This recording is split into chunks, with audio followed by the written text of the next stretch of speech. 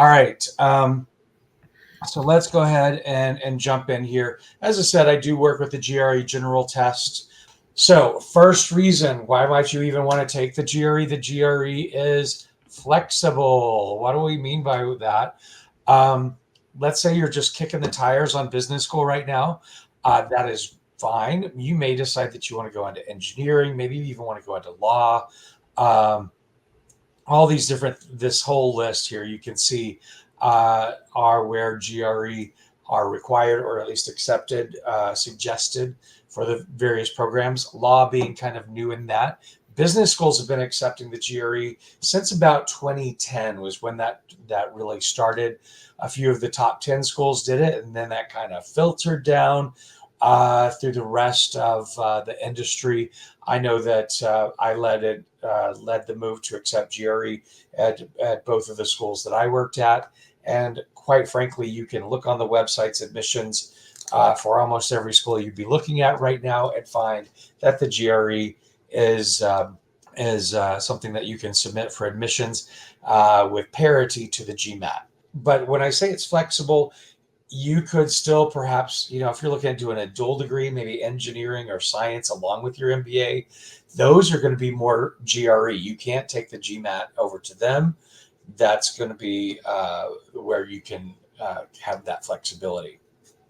I mentioned they've been accepted in business schools for more than a decade. More than 1,300 business schools accept the GRE test worldwide. That number is actually a few years old, so it's going to be much larger than that, I think, at this point. There are more than 1,000 testing centers in 160 countries. So plenty of opportunities there. In most locations, the test is available on a continuous basis, delivered on a desktop computer, keyboard, blah, blah, blah. The typical setup you have at home is what you take the GRE on. Now, a few years ago, about almost 4.5 years ago, we had this thing called COVID, and testing centers around the world had to be closed down because of it. So we started the GRE at-home test. It is the exact same test. Literally, I told you take the GRE on a computer. What's going to happen is they're going to zoom that thing into you. It's going to run on your computer, and you're going to take it there. Same test, same price, exact same scoring. And this here test is monitored through computer and camera, just as you are watching me now, sitting in my home office, speaking to you. While you're taking the GRE at-home test, you will be monitored. The proctor will actually, for a bit, take control of your computer to make sure they see what programs are running, that you don't have any unfair advantages going on or anything like that. Don't do it. Your test will get canceled. We'll notify the program you're applying to, and that's not going to look good on your application. So don't think of doing anything to give you an unfair advantage at home. I'll tell you, you've got to clear your whole desk off when you take it at home. I'm not going to show you my desk, but if you were to see it, mine is not test ready. I got to clean my desk off, make sure my door is closed, that no family, friend, boyfriend, girlfriend, whatever is going to open the door and come in the room, because those are all going to be infractions that would be against what we need you to do when you take the GRE at home. So prepare for that. Jay, a few questions about that, if you don't mind. Sure. So when you're saying we want to be monitoring the door and the desk, do you need multiple cameras for that? Do you need an additional camera that has an overhead view, or? No. Wouldn't that be nice if we all had enough money to build something like that in our little office area? No, to start with, you will grab your camera or pick your laptop up and show around your room, show under your desk, show everything that's around you. But no, you're not going to have multiple cameras to do that throughout the actual test. So let's get a little bit into the test format. And as I go into this section, I'm going to talk a little bit about what is the difference between the GRE and the GMAT. This is where you're going to want to pay some really special attention so that you know, okay, maybe I find this more in my style of testing or something to that effect. So the test is 1 hour and 58 minutes. Now, if you're looking at old material for the GRE, let's say before, I believe the date was September 22nd. of 2023, you're going to see the test was more of a 4-hour test. Well, we updated that, and as of the end of September this last year, it is now, as you see here, 1 hour and 58 minutes. It's the only version that exists, whether you're taking it in the testing center or at home. That is the time. We basically, instead of changing the test, we reduced the number of questions. There was a research section that was in there before, which was research for us to test questions. We don't make you go through that anymore. So that was another hour cut right there. There are 3 sections: analytical writing, verbal reasoning, and quantitative reasoning. The writing is going to have 1 essay. I'm going to go into a little more depth in each of these as we go through today. But know that has 1 question. I'll talk more about that in a little bit. Verbal reasoning has 27 questions, and the quantitative reasoning has 27 questions. All right, let's talk about scores. Now, the GMAT, if you're looking at that, provides 1 overall score. We actually provide 3 scores. You will find some schools may report them out a little bit differently, but I'm gonna talk about this real quick. Analytical writing is 0 through 6 in 0.5 increments. So if you got a 0, that means that you didn't write an essay. It's completely blank. You could get a 0.5. That's not a very strong score. A 1, 1.52, 2.53, etc., all the way up to 6. 6 being a really excellent, well-written, good spelling, good grammar, good organization. All of that would to get to the 6. Let's look next at the verbal reasoning. The scores are 130 to 170, and that I will just jump over here and say that's true for both verbal and quant. 170 being the highest. Essentially, if you get half the questions right, you get a 150. So you know kind of where you are by where your score falls there. Goes by 1 point increments, so 150, 151, 152, 153, etc. Certainly want to aim for that 170 being a perfect score if few people get there. But 130 going to be on the low end. Now, what you're going to see sometimes, let's say that you made, I'm going to make this simple so my math skills aren't being tested here. Let's say that you made a 150 on both sections. On your score report and the score report we send to the university, it's going to say you made, let's just give you a score of a 5.5 on the essay. You're going to get that score. Then you're going to get a 150 verbal and a 150 quant. What you'll see some schools do is they will put these together and say, we have an average GRE score of a 300. That's fine. The schools can do that if they want, but we won't be doing that. We will not break down the score like that. The reason why we keep it separate, there are many programs out there that maybe put more weight on the quant section. I know at my schools we certainly did. And let's say you scored a 160 over here, and I'm just going to keep this relatively simple for my math. And verbal 150, your score, they may report a 310. But were you stronger on verbal or stronger on quant? In the GMAT, you can't tell by your score. I'll tell you. If you combine these, you can't tell by your score. So we keep them separated out like that. All right. This is where we get into what are the differences between the GMAT and the GRE and all other tests, quite frankly. But we're going to talk for a minute about computer adaptive tests. Non-adaptive tests is where we got to start. So a test that's not adaptive. The questions are predetermined. These are the tests that you're used to taking. They're on paper. Paper and the writing on paper does not tend to be very adaptive as you go through. It is what's on the paper. You have questions 1 through 10. Everyone gets 1 through 10. They stay in that order. And what was handed to you is what you got. That is non-adaptive. So questions are predetermined. The LSAT, the MCAT, I know back when I took the SAT, it was also a non-adaptive test. We got a booklet and we had to go through the booklet essentially. But that's a non-adaptive test. Let's talk about question level and section level. And I've got slides on these, so I'm going to jump into those a little bit more.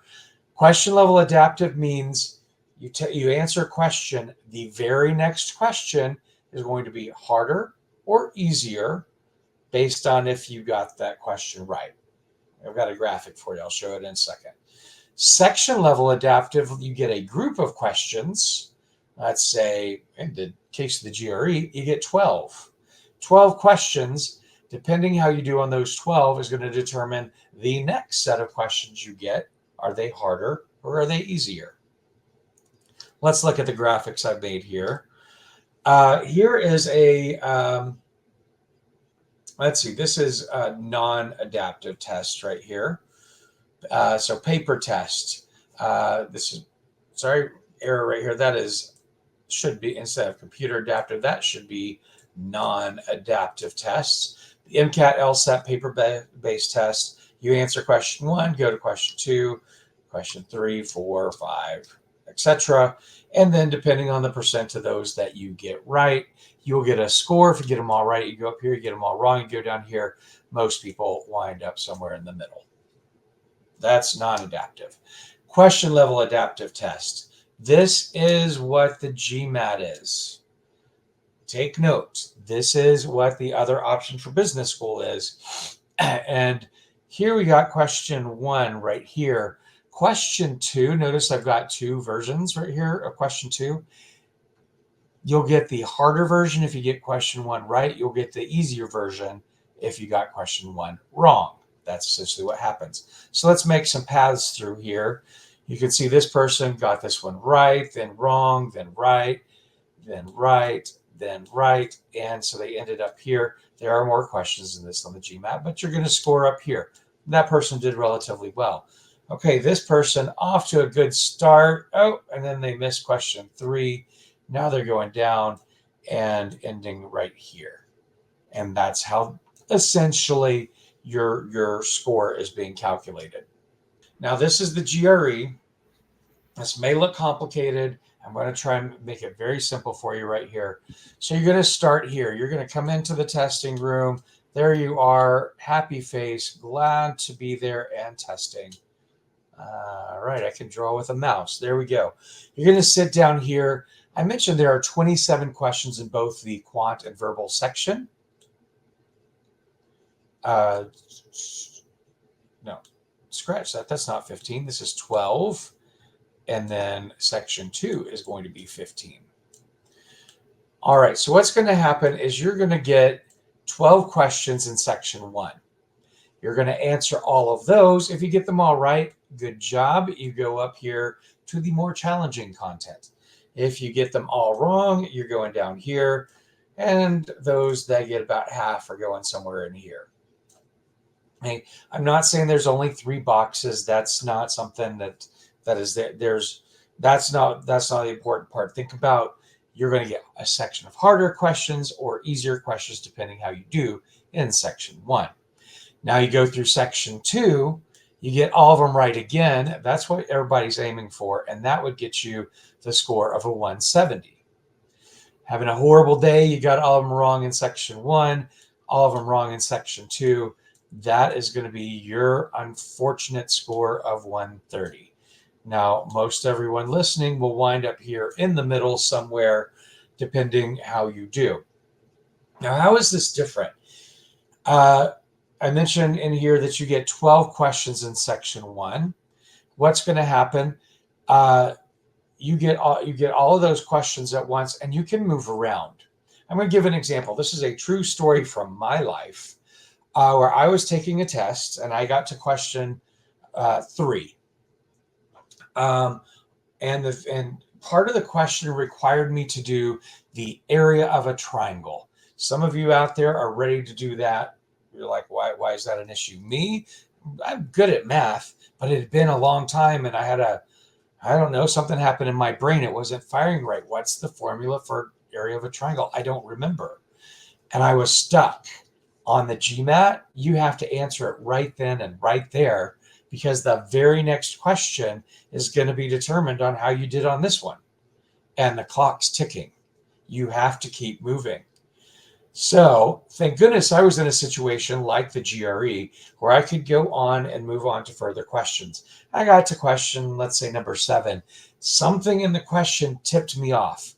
The area of a triangle is the length and the width, same as a square situation, but it's cut in half, so it's 50%. I'm not a geometry teacher. Don't quote me on that, but it's half that of the height versus the width, essentially. To find the area of a triangle, it came back to me. I went back to question 3, did the work. Look there, the answer that I've come up with is one of the choices, and I got the question correct. If I were on the GMAT, too bad, too sad. I had to answer it right there because question level 4 difficulty was based on how I did on question 3. Now, I do understand you can go back and change up to 3 answers on the GMAT these days.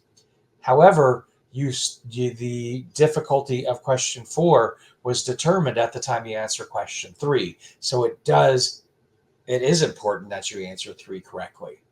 So that's to me, you get these 12 questions here. You can jump around in those 12 questions. One just really hard and it's taking too much time. Mark on your scratch paper, hey, come back to this one. You answer one, you're like not totally confident in it, circle it or write that number down and come back as you go through and you have the time to move back. To me, that is much less stressful than the force of clock is ticking and how you answer this question is going to determine the path that you are taking through your test. So to me, that is the biggest difference between the GMAT and GRE. There are certainly others, but that's the big one right there. I'm going to jump in now, go a little bit more into the sections. Analytical writing. There is only one essay you got to write, and the topic of it is analyze an issue. You're going to be given an issue, asked a question about it. You're going to get 30 minutes to do it. You are going to be typing your essays, so make sure you're ready to use keyboard. You can do insert, delete, cut and paste, all of that sort of normal stuff that a word processor does. There is no spell check or grammar check. In fact, we're checking your spelling and your grammar. So think about that. Now, I'm going to give the single biggest piece of advice that I can. Mention at the beginning that I used to teach high school. I taught AP Spanish, which meant that my students had to write essays. Going through school, I always hated, we have to do an outline. How boring, how stupid. I learned you can do an outline in like 20 seconds and it will change your essay altogether. When you're looking at this, you're in the essay section, it gives you your question. You're going to have an intro, you're going to have a closing. And in the middle, you're going to have 2, 3, 4 ideas. However many you have, I'm just going to say it's 3, your typical 5-paragraph thing here. Just write, even if it's 1 or 2 words, so you remember, just write in there what it is you want to talk about in each of those paragraphs. Why should you do this? If you write by the stream of consciousness, it may make sense to you as it's coming out, but you're being graded on organization with this. You want to make sure it flows. You want to make sure you get in all of your ideas. You want to make sure all of that. Take the 30 seconds to 1 minute out of the 30 minutes that you have to write an essay or to write an outline. All you have to do is refer to it really quickly and then write essentially what is in your mind and just write it out. Write it out. The organization will make a huge difference. We are assessing critical thinking and analytical writing skills, as well as content, organization, as I just said, spelling and grammar, vocabulary. You don't need to use all the biggest words you know. You need to use appropriate, strong, and quality vocabulary in here. And insider tip right here, most people don't know this. I didn't know it until I worked at ETS. If you go to our website and you look at this, the part on the essay for the GRE, every prompt that exists is available publicly. That's right. We put the questions out there. Now, there's a lot of them, over 100, but you probably don't want to memorize an answer for every one of them. But you can go through and say, okay, these are what these look like. This is what this feels like. Maybe in your studies, you could just make some outline of 10 or 15 of those. So you get your mind working in that realm. All right, let's jump on to verbal reasoning. Excuse me. Verbal reasoning assesses your ability to understand what you read and how you apply your reasoning skills. Again, you're applying to business school. You're like, oh, yeah, that's not a literature degree. I don't need to worry about that. You are going to read more than you ever expected when you go into a business program. And they're at levels that are going to be pretty high, case studies, things like that.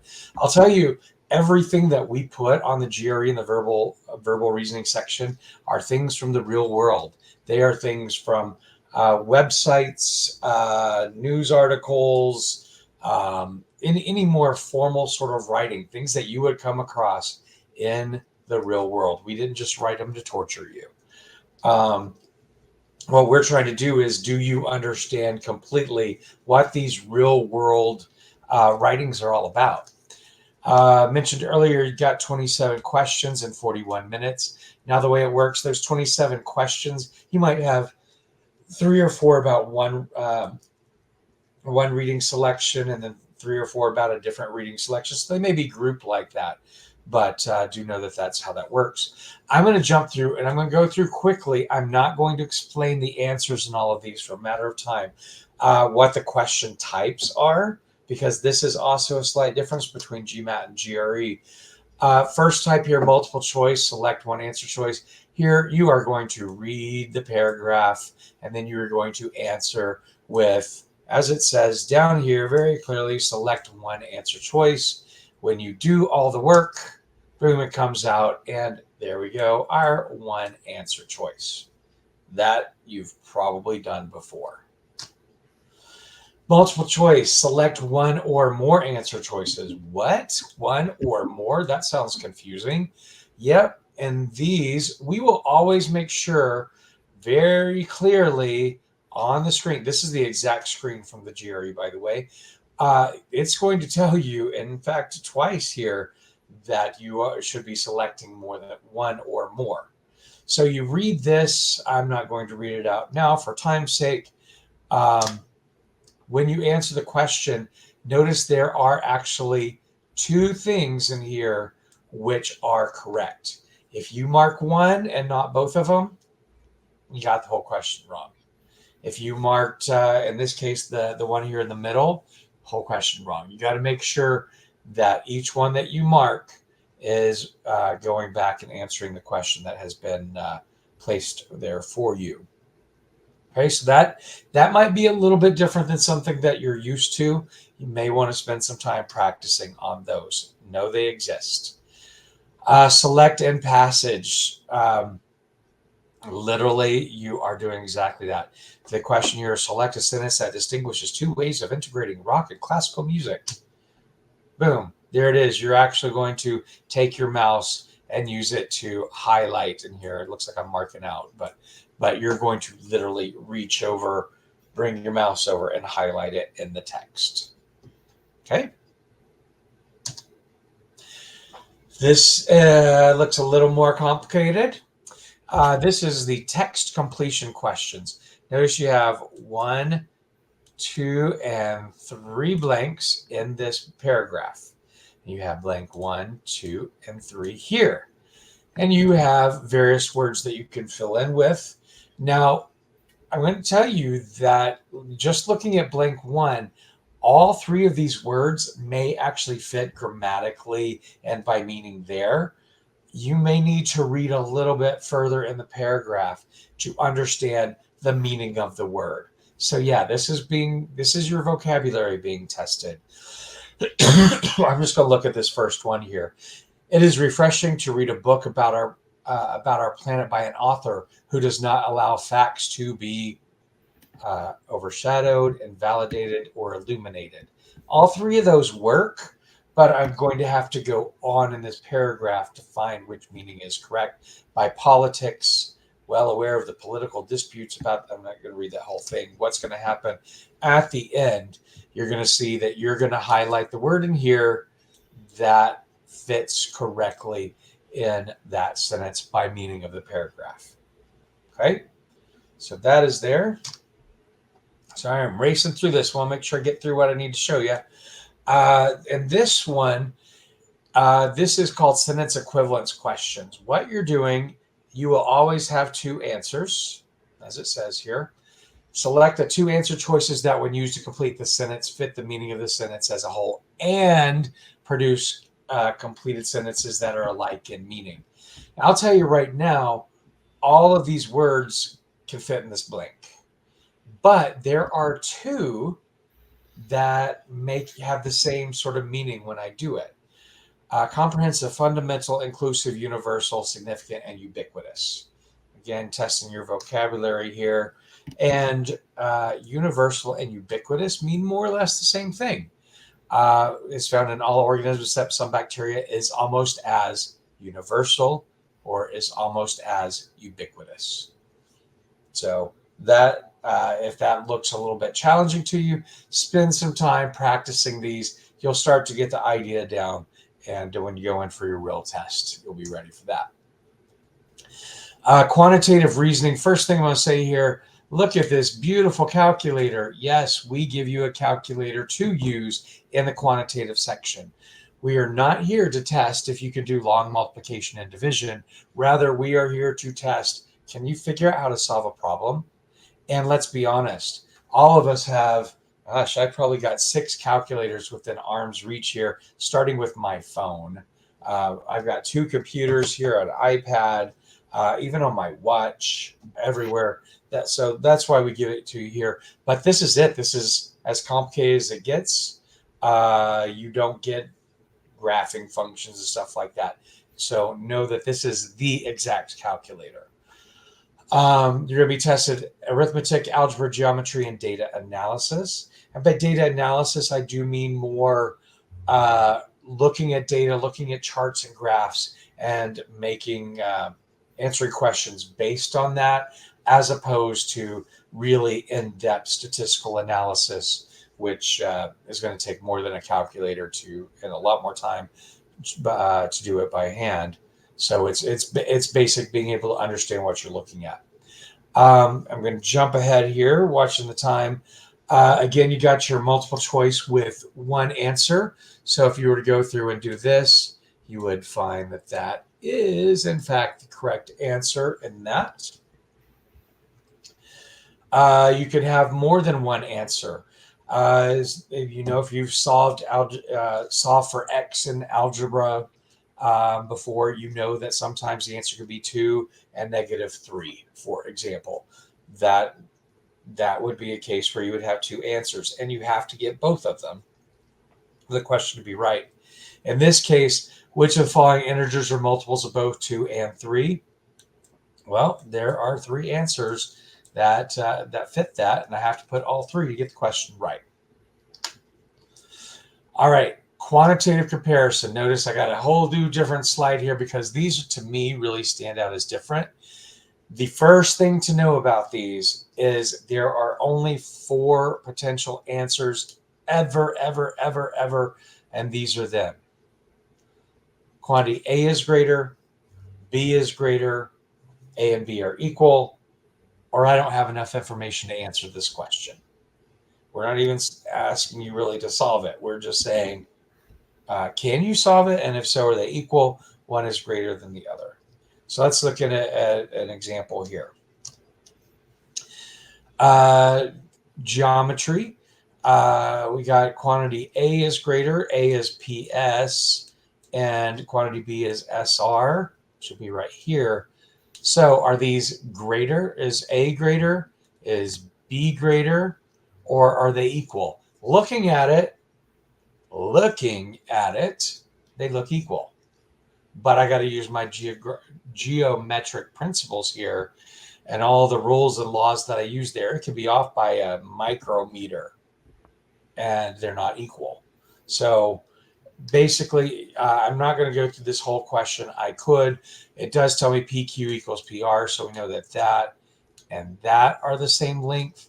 Does that transfer to this and this being the same length? The answer is the relationship cannot be determined.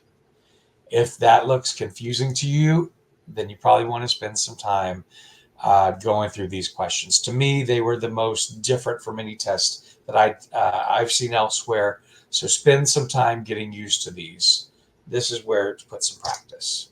Okay, numeric entry. You're going to literally type in an answer, but pay attention, by the way, on this nearest whole percent.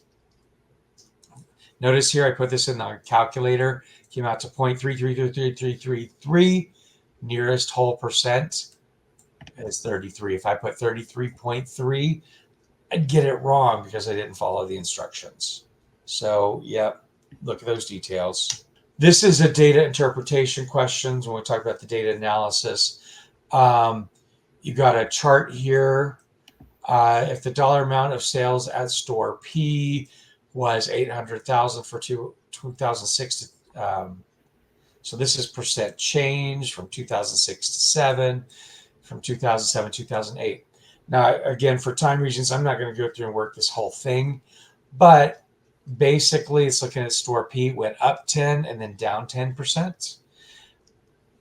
Be really easy to think in here, oh, well, it went up from 800,000, 10%, and it went down 10%. So went up and down the same amount must be 800,000. Wrong. It's a two-step question. It went up 10%, then it went down 10% to that new number, which brings you to 792. You do actually have to do the math and make sure you're taking every step in there. Okay. Last section here, you do get your scores right when it's done. It looks like that. You don't get your written scores because that is actually graded by a human being. Both AI and human being will read them before your score is available.